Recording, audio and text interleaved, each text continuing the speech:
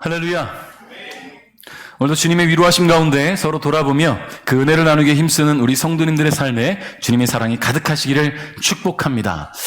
여러분 혹시 나는 아무런 걱정도 없다라고 생각하시는 분 한번 손을 들어봐 주시겠습니까? 나는 걱정이 없어요. 나는 정말 살아가면서 걱정거리를 가져본 적이 없어요. 아니면 지금 나는 걱정이 없어요. 우리 아인이 걱정이 없어요. 얼마나 감사한지 몰라요. 김정희 선생님. 우리 아이는 걱정이 없어요. 왜냐하면 그 걱정을 아빠 엄마가 다 하거든요. 지난주에 보셨죠? 깁스하고 와갖고 아빠 엄마는 걱정을 많이 해요. 아이는 걱정이 없어요. 오늘 와서 저에게 딱 들어와서는 목사님 풀었어요 하면 다리를 보여줘요. 그리고 막 뛰는 거예요. 아빠는 옆에서 걱정해요. 그러지 말라고. 아직 온전히 나은 게 아니라고 말이죠. 여러분 참 신기하게도 우리는 태어나면서 죽을 때까지 걱정의 울타리 안에 살아갑니다. 걱정이 없는 사람이 없어요. 오늘 뭐 먹을지 걱정되죠? 오늘 저녁 때는 무슨 반찬을 준비할까? 내일 뭐 입을까 걱정하지요. 소화가 잘 안 되면 이게 단순히 소화불량인지 체한 건지 아니면 어디 위가 안 좋은가? 걱정하지요. 취업이 안 될까 봐 걱정하고 취업돼도 일이 적성에 맞을까 걱정하고 일이 힘들지는 않을까? 좋은 상사를 만들는지 힘들지는 않을지 걱정합니다. 지난주에는 우리 찬양팀이 여기서 안에서 연습을 하는데 우리 김혜수 사모님이 저한테 목사님 뾰루지가 났어요 라고 하시더라고요. 그래서 제가 10년 전부터 있던 사막입니다 라고 얘기했어요. 10년 이상 됐는데 우리가 알고 지냈는데 10년 가까이 된 것 같은데 이 뾰루지를 지난주에 발견했더라고요. 걱정을 해주시더라고요. 그래서 걱정하지 말라고 사막이니까 조만간 레이저로 빼려고요. 걱정하지 않게. 여러분 일본의 심리상담 전문가인 오시마 노부요리라는 사람이 이런 제목의 책을 썼어요. 걱정을 해서 걱정이 없어지면 걱정이 없겠네. 걱정을 해서 걱정이 없어지면 걱정이 없겠네라는 책을 썼어요. 제목 참 잘 만들었습니다. 이 사람은요, 우리가 일상생활 속에서 마주하는 수많은 걱정과 불안은 누구나 느낄 수 있는 감정이다. 그런데 상황이 해소되고 나면 불안도 자연스레 사라진다고 얘기를 해요. 하지만 정체 모를 걱정과 불안이 시도 때도 없이 따라다닌 경우들이 있죠? 또 그럴 때는 나도 모르게 마음이 주저앉게 된다는 거예요. 또 다른 일을 하다가 갑자기 불안감이 불쑥 찾아오게 되면 안 좋은 상상의 꼬리들이 내 머릿속에 수많은 꼬리에 꼬리를 물면서 풀이 죽어서 하루를 보내기도 한다고 합니다. 여러분 어떻게 생각하세요? 일상을 돌아보면 예기치 못한 걱정과 불안에 잠 못 이룬 적이 참 많이 있잖아요. 저도 요즘 걱정이 참 많아요. 특히 이번 주는 한 주간 걱정을 되게 많이 했어요. 어떤 걱정을 했냐면 오늘 우리가 읽은 아까 그 성경 본문 보셨죠? 오병이어 사건. 제가 원주에 와서 베델교회에서 목회를 시작하고 이제 7년째인데 벌써 오병이어 사건을 2번이나 설교를 했거든요. 물론 다른 주제로 설교를 했어요. 또 해야 되는데 건너뛸까? 근데 건너뛰기에는 지금 누가복음 강해를 하고 있는 입장에서 건너뛸 수는 없어요. 그럼 했던 걸 또 해야 되나? 제가 아는 어느 목사님이 7년마다 주기로 이제 설교가 이렇게 반복이 되는 거예요.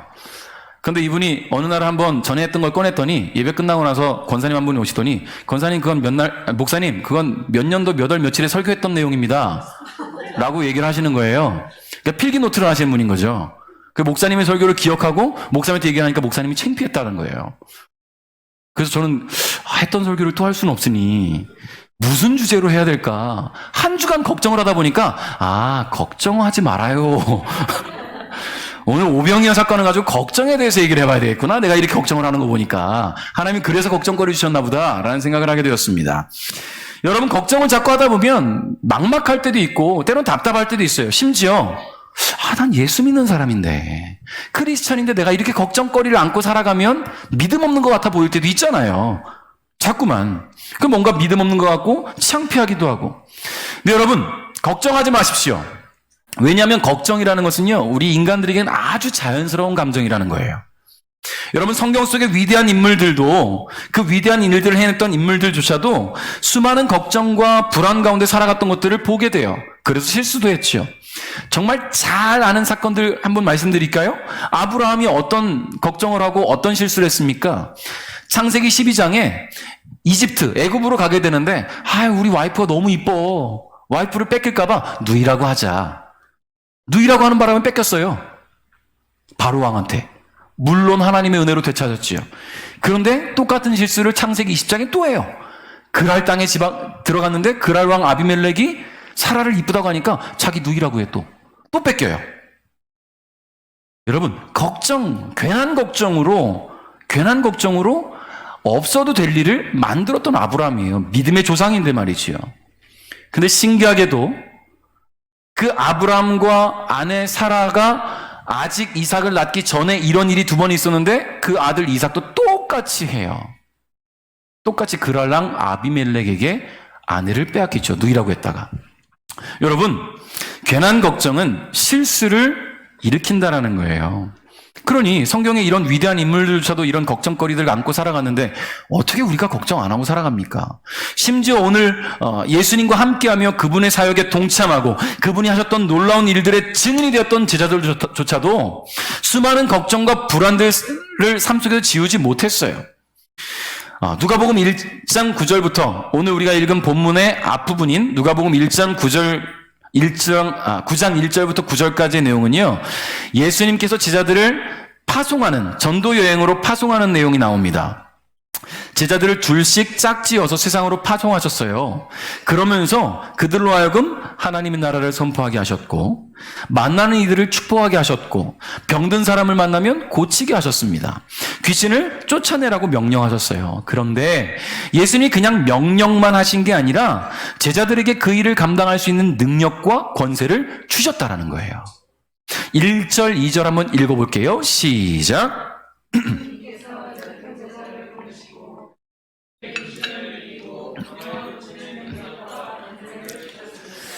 그리고 하나님 나라를 전하고 병을 치료하라고 이들을 보내셨습니다. 아멘.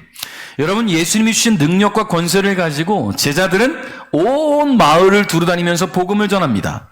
그들은 가는 곳곳마다 말씀을 전했고요. 병든 자들을 만나서 그들을 고쳐주었어요. 자기 능력이 아니라 예수님이 주신 능력으로. 귀신 들린 사람을 만납니까? 이제 두려워하지 않았어요. 다가가서 예수 이름으로 선포하고 쫓아냈습니다. 예수님이 함께 가시지는 않았지만 그들은 예수님이 주신 능력을 힘입어서 이 놀라운 영적 전쟁에 승리한 거예요. 그리고 돌아왔습니다. 제자들의 전도 여행은 성공적이었어요. 10절에 사도들이 돌아와서 자기들이 했던 모든 일들을 예수님께 말씀드렸습니다. 예수님께서 제자들을 데리고 벳세다라고 불리는 마을로 가셨습니다. 아멘. 여러분, 얼마나 신났을까요? 예수님의 제자로 지내면서 예수님이 행하셨던 놀라운 일들을 경험만 했는데 이제 그 능력이, 예수님의 능력이 나에게도 임해서 내가 그 놀라운 기적들의 주인공이 된 거예요. 병이 고침받는 기적이 아니라 병을 고치는 기적. 내 안에 든 귀신이 쫓겨나는 기적이 아니라 내가 귀신 들린 사람을 쫓아내는, 귀신 들린 사람을 쫓아내는 게 아니라 그 사람 안에 있는 귀신을 쫓아내는 그 기적을 일으키는 주인공이 됐으니 여러분, 제자들이 얼마나 신났겠습니까?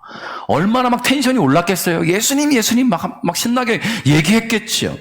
그들은 예수님께 자신들이 했던 사역을 보고하면서 그 기쁨과 감격을 주체하지 못했어요.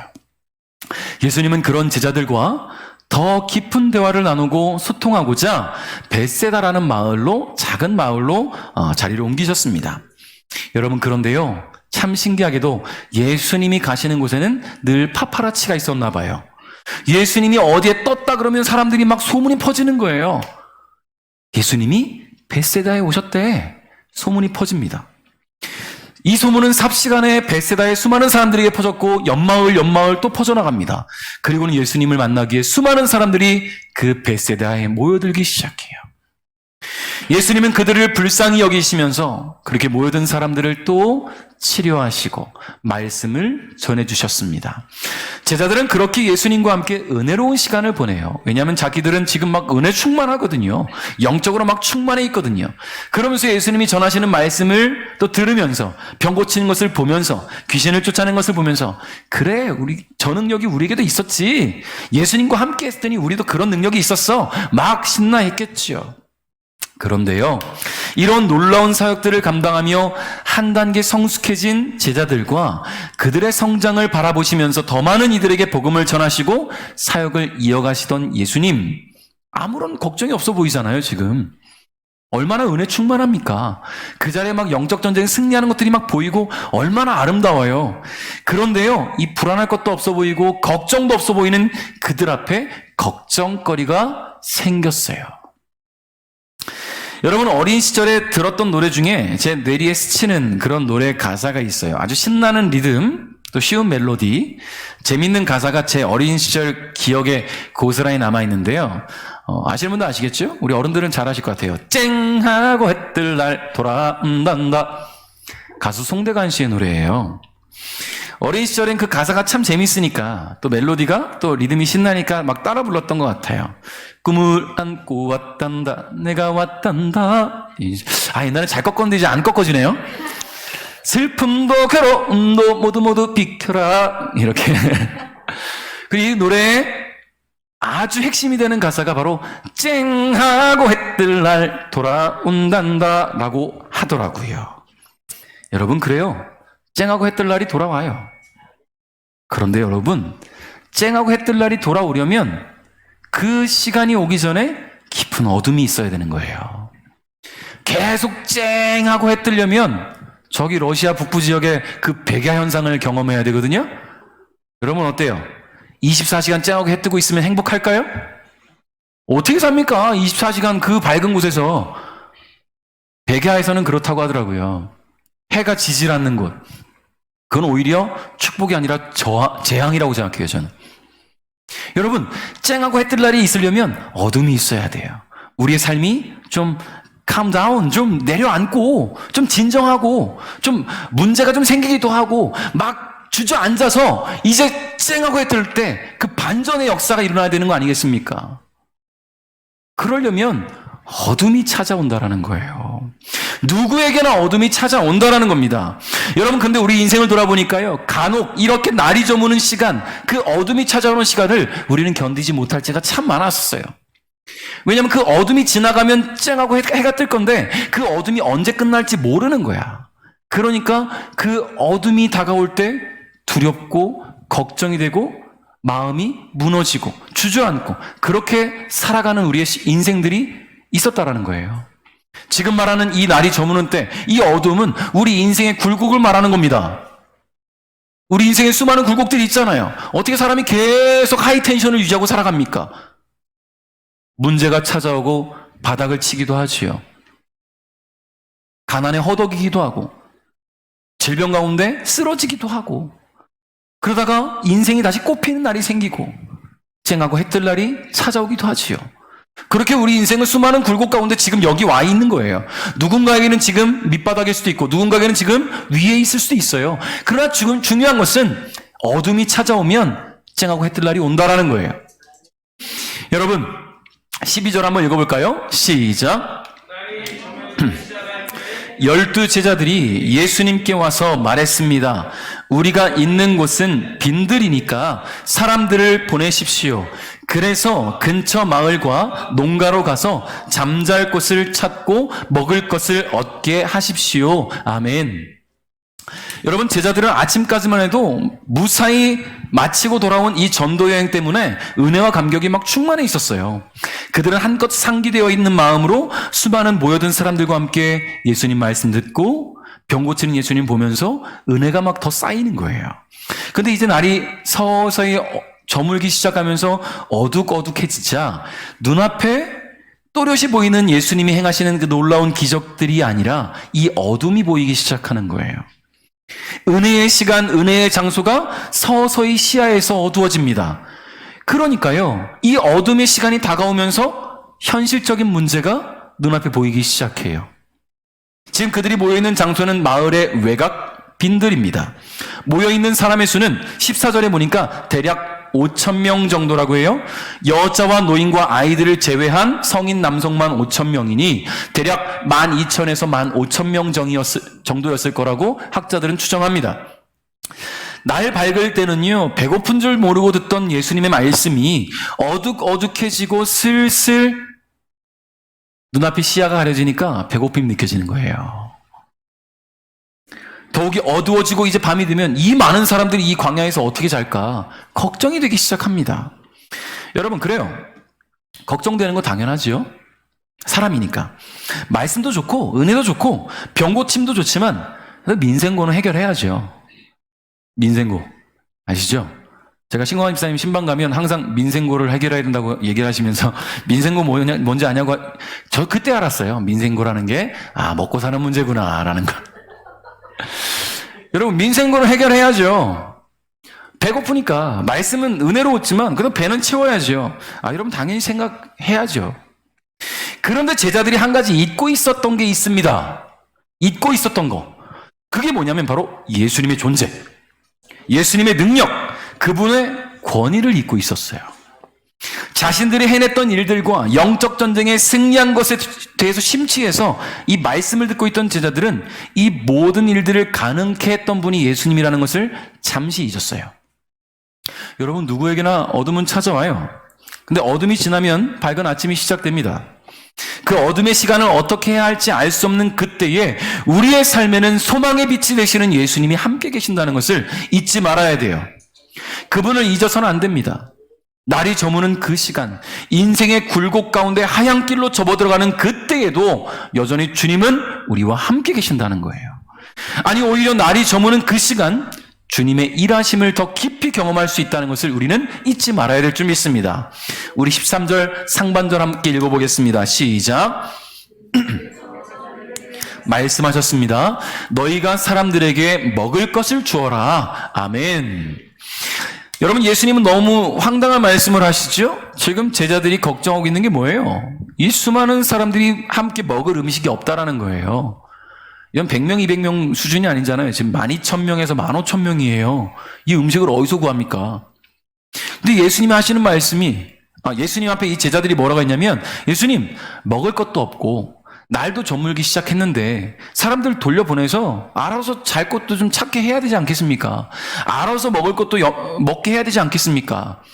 중요한 거는, 이들의 마음에는 그들이 알아서 해야 되지 않겠습니까라는 그런 마음이 은연중에 들어있는 거예요. 지금 우리가 이 사람들을 어떻게 챙겨주겠습니까? 라는 거잖아요. 근데 예수님 뭐라고 말씀하시냐면 너희가 사람들에게 먹을 것을 주어라 라고 말씀하세요. 아니 먹을 거 없다고 걱정하면서 예수님 앞에 얘기했는데 너희가 주래요. 여러분 지금 그게 걱정거리인데 해결이 안 돼서 예수님 앞에 지금 사람들 돌려보내자고 하는데 너희가 이 걱정을 해결해봐라 라고 말씀하시는 거잖아요. 여러분 이 누가복음과 동일한 사건이 기록된 요한복음에서는요, 예수님께서 제자 중에 하나인 빌립에게 이 상황에 대한 그의 의견을 물으셨어요. 요한복음 6장 5절부터 7절인데 제가 읽어드릴게요. 예수님께서는 눈을 들어 많은 사람이 예수님께 나오는 것을 바라보시고 빌립에게 말씀하셨습니다. 이 사람들이 먹을 빵을 어디서 살 수 있겠느냐? 예수님께서는 빌립이 어떻게 하나 보시려고 이런 질문을 하신 것이었습니다. 예수님께서는 빌립이 어떻게 할 것인가를 이미 알고 계셨습니다. 빌립이 예수님께 대답했습니다. 여기 있는 사람 한 사람이 빵을 한 입씩만 먹는다고 해도 그 빵을 사려면 200데나리온은 있어야 할 것입니다. 아멘. 200데나리온. 여러분 데나리온 자주 얘기했잖아요. 성인 남성 하루에 일당이라고. 그래서 우리가 보통 그냥 10만 원으로 쉽게 계산해 보자 그러면 200데나리온 2천만 원 있어야 된다는 얘기잖아요. 근데 중요한 것은요, 그 많은 돈을, 그 큰 돈을 가지고 빵을 사와도 사람들이 한 입씩밖에 못 먹는다는 거야. 그러면 입 조그마한 사람은 손해봐야 되잖아요. 이 큰 사람은 막 한 입 이렇게 먹는데 조그마한 사람은 조금밖에 못 먹는 거예요. 여러분 너무 이건 말도 안 되는 상황 아닙니까? 근데 이렇게 말하는 빌립의 의도는 지금 이 자리에 모여있는 이 수많은 사람들의 끼니를 해결할 수 있는 방법은 지금 여기 없어요 라는 거 아니겠어요? 여기 지금 방법이 없어요, 예수님. 방법을 찾을 수가 없어요, 예수님. 이라고 말한 겁니다. 그런데 여러분, 예수님의 이 말씀을 듣고 곧바로 행동에 옮긴 사람이 있었어요. 요한복음 6장 8절 9절이에요. 제가 읽어드립니다. 그때 예수님의 제자 중 한 사람인 시몬 베드로의 동생 안드레가 말했습니다. 여기 사내 아이 하나가 가지고 온 작은 보리빵 5개와 작은 물고기 2마리가 있습니다. 하지만 이것만 가지고 이렇게 많은 사람을 어떻게 먹이겠습니까? 여러분, 안드레, 베드로의 동생이죠. 이 안드레는요, 예수님이 빌립에게 이렇게 질문하는 이야기를 듣자마자 사람들 사이를 막 비집고 다니는 거예요. 여러분 생각해 보십시오. 15,000명의 사이를 지금 비집고 다니는 거예요. 15,000명. 그 사람들 사이를 비집고 다니면서 사람들에게 일일이 가져온 음식이 있느냐고 묻기 시작합니다. 대단하지 않습니까? 그 수많은 사람들 틈을 다니면서 먹을 것을 찾으러 다니는 그 모습이. 그리고 마침내 안드레는 어린 소년이 도시락으로 쌓아지고 온 보리빵 5개와 물고기, 작은 물고기 2마리를 찾았어요. 그리고 그것을 예수님께 가지고 왔습니다. 여러분, 빌립과 안드레의 차이가 있어요. 뭐가 있을까요? 빌립은 누구보다도 지금 이 상황에 대해서 걱정을 하고 있고, 이 걱정을 해결할 수 있는 방법은 모두 보내는 거라고 생각을 했던 사람이고요. 그 모든 상황에 대해서 아주 자세히 알고 있던 사람이에요. 근데 그가 한 가지 잊고 있었던 것을 안드레가 캐치했습니다. 그게 뭡니까? 그렇지, 우리에겐 예수님이 계시지. 뭐라도 갖고 오면 예수님이 뭐라도 하겠지. 예수님의 존재, 예수님이란 분의 지금 유무를 빌립이 잊고 있었고 안드레는 깨달았다는 거예요. 이 수많은 사람들 중에 먹을 것 가져온 사람이 단 한 명도 없겠는가? 안드레는 수많은 사람들을 사이를 비집고 다니면서 결국은 음식을 찾아낸 겁니다. 이렇게 막막한 상황 속에서 한 줄기 소망이 되시는 예수님을 그는 기억해내고 떠올리고 믿었다라는 거예요. 여러분 생각해 보십시오. 안드레가 이 수많은 15,000명의 군정들 사이를 뛰어다닐 때 사람들이 어떤 반응이었을까요? 여러분 지금 이런 상황들에 음식에 대해서 먹을 것에 대해서 이 예수님의 제자들만 걱정한 것이 아닐 거예요. 순간 정적이 이르면서 이 수많은 사람들이 조용해졌을 것이고 그래 수근수근 되기 시작했을 겁니다. 다시 돌아가야 되나? 먹을 것 찾으러 가야 되나? 마을로 들어가야 되나? 자기들끼리 수근수근했겠지요. 그들 가운데는 이런 사람이 있었을 거예요. 나는 도시락 싸왔으니까 니들은 얼른 가. 나는 먹고 예수님 말씀 들을게. 이런 생각 가지고 있는 사람이 없었겠습니까? 그 15,000명 가운데 도시락 싸온 사람이 정말 이 아이밖에 없었을까요? 아니라고 봐요. 아니라고 봐요. 생각해 보세요. 이 아이는 왜 도시락을 싸왔습니까? 예수님 말씀 들으러 가려고 엄마한테 도시락 싸달라고 해서 싸왔는데 그 수많은 사람 가운데 도시락 싸온 사람이 얘밖에 없었겠냐고요. 여러분, 사람들은 분명히 도시락이 있었겠지만 내 코가 석자인데 누굴 챙겨? 조금만 상황을 지켜보자 라는 생각으로 혼자 먹어야 되겠다는 생각으로 내놓지 않았을 겁니다. 그러나 안드레의 열정과 열심에 이 어린 소년은 자신의 도시락을 기꺼이 드렸어요. 여러분 소년이 가지고 있던 이 보리빵 5개와 물고기 2마리 애가 먹는 거예요. 성인이 먹어서 배부를 만큼의 양이 아니에요. 아이니가 도시락 싸온다고 한다면 얼마나 양이 되겠습니까? 아이니가 간식 싸온 거 제가 뺏어 먹으면 배가 부르겠습니까? 한번 뺏어 먹어봐야겠네요. 배가 부른지 안 부른지.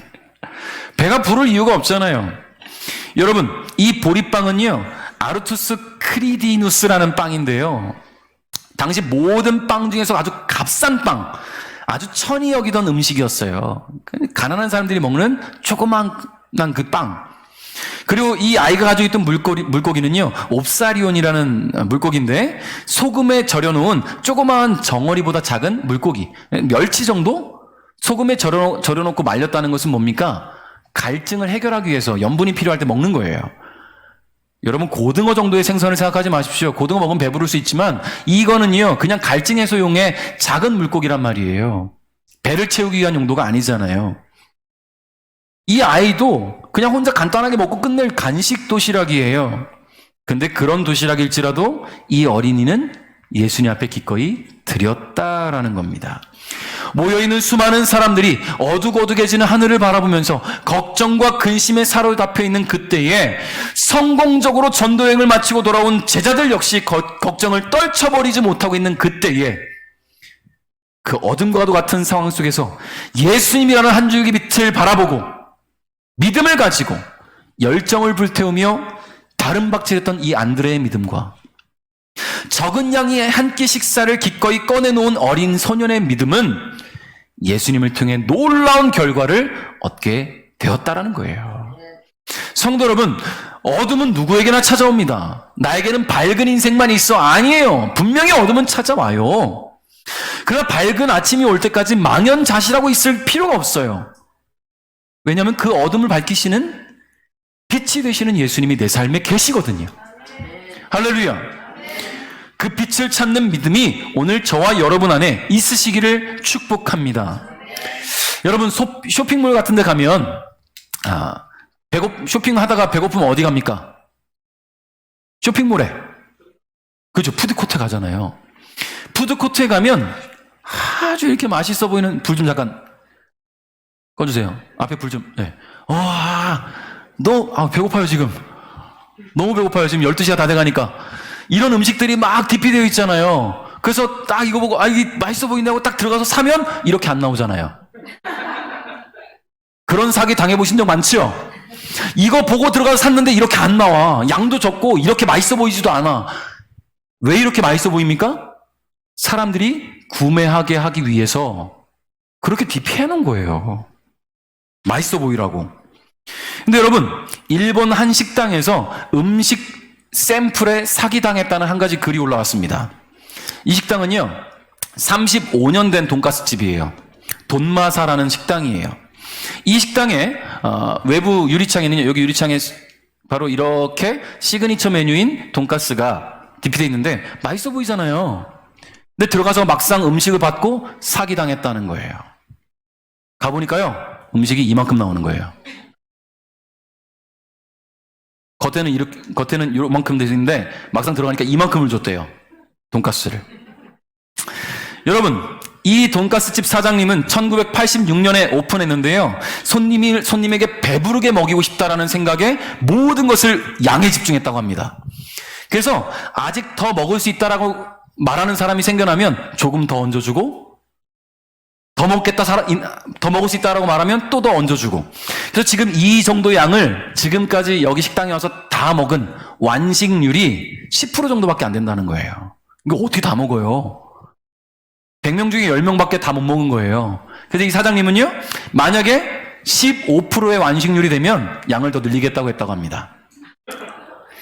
저 일본 별로 좋진 않지만 요거 한번 먹어보러 가고 싶어요. 한번. 여러분, 손님에게 배부르게 먹이고 싶다는 마음을 품고 영업을 하는 이 식당 주인의 마음이 너무나 강렬하게 느껴지죠? 여러분, 예수님의 마음이 바로 이런 마음 아닐까요?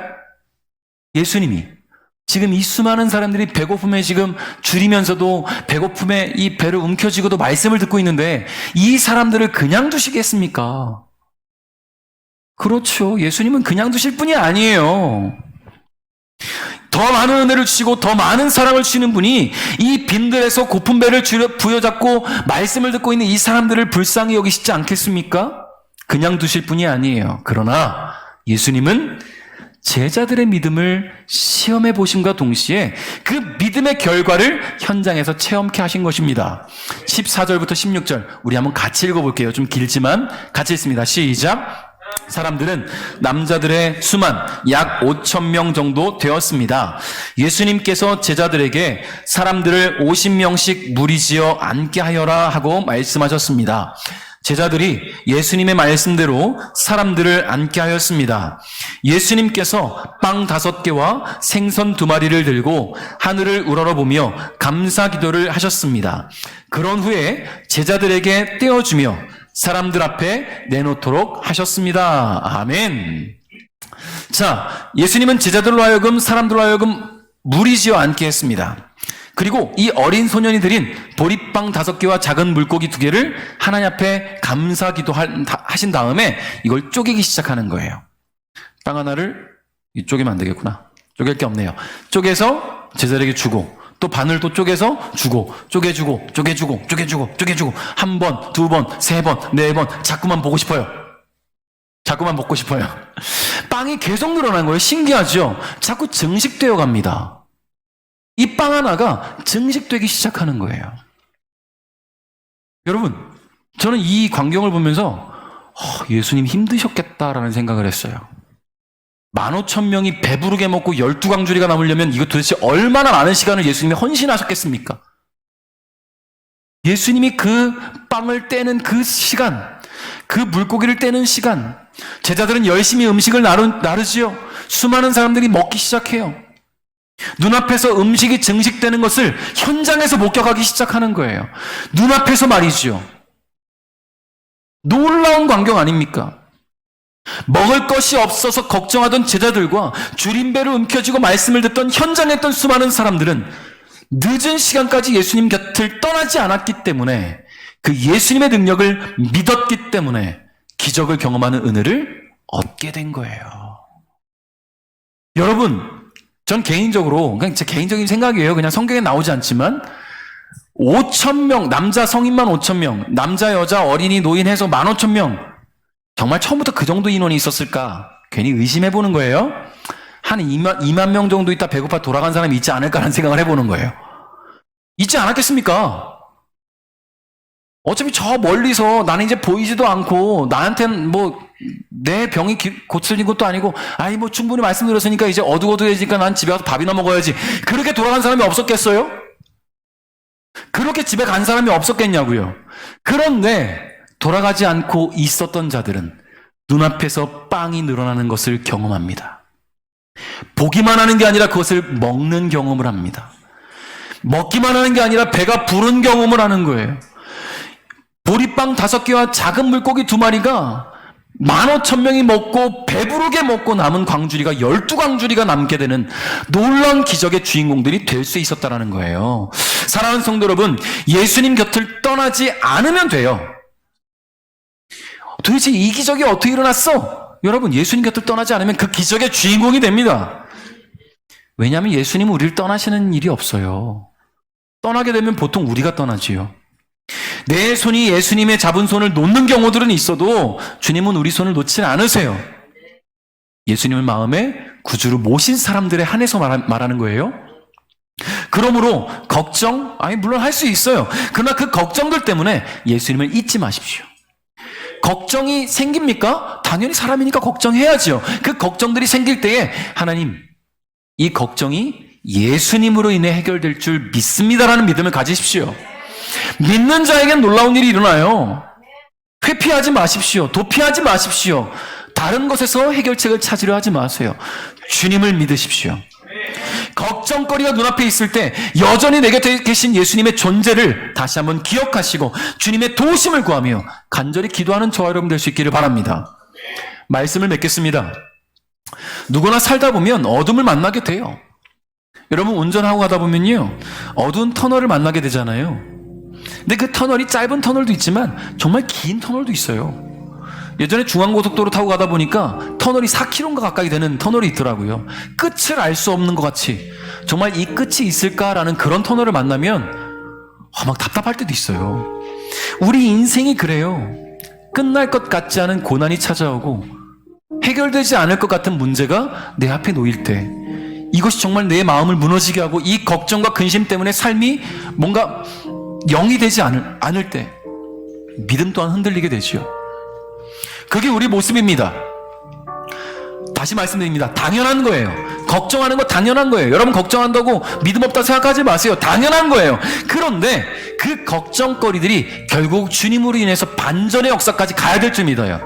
걱정으로 끝나지 마십시오. 제가 여러분 탓할 수도 없어요. 왜냐하면 저도 똑같이 걱정하니까요. 이번 주 한 주간 걱정했다니까요. 도대체 무슨 설교를 어떻게 해야 될까? 오병이어 사건을 어떻게 접근해야 될까? 한 주간 고민하고 걱정했어요. 자꾸 걱정해요. 그리고 제가 요즘 설교가 자꾸 길어져요. 네, 느끼시는 강하게 긍정하시면 끄덕끄덕 하시는 분들 계시죠?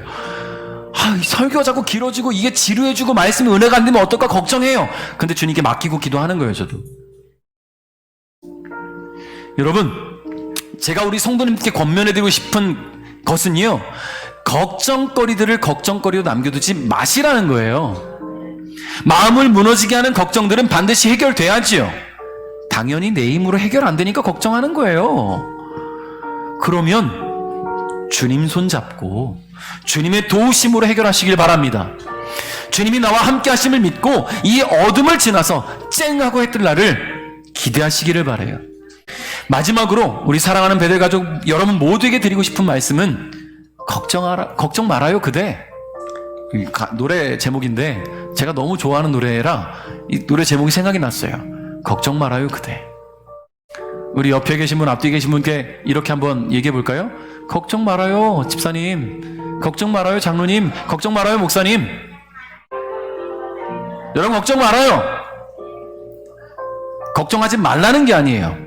걱정은 되지만 그 걱정을 해결하시는 주님으로 인해 힘을 얻으시라는 겁니다. 주님 손잡고 또 한 주도 승리하는 우리 베델 가족 여러분 될 수 있기를 주님의 이름으로 축복합니다.